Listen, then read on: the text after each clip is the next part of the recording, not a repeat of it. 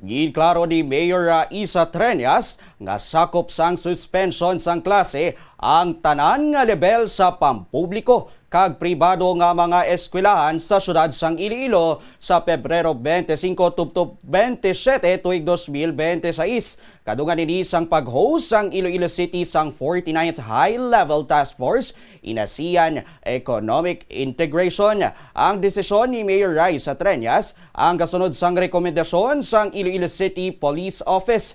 Iniagod nga mahagan-hagan ang traffic congestion kag masiguro ang seguridad sang delegates, mga pumuluyo kag mga estudyante kadungan sini nga high-level international gathering.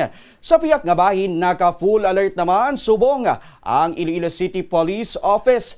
Kapon sang ginupisahan ang pag-deploy sang 1,900 ka mga police personnel para sa syudad para sa Association of Southeast Asian Nations o ASEAN ministerial level meeting sa February 25 tubtob 27.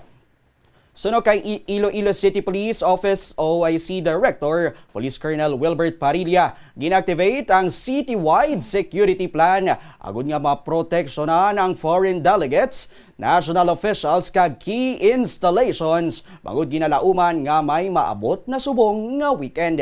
Ginactivate man ang multi-agency coordinating center agud nga matalunsay ang operasyon sang law enforcement units, local government offices kag national agencies. Ang atong responsibilidad dato, pero kabalo kita nga kaya naton ini kung kita mag-rupay kag magbinuligay.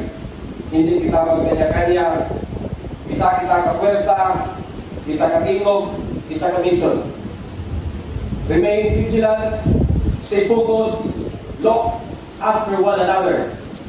Operational success begins with teamwork and trust.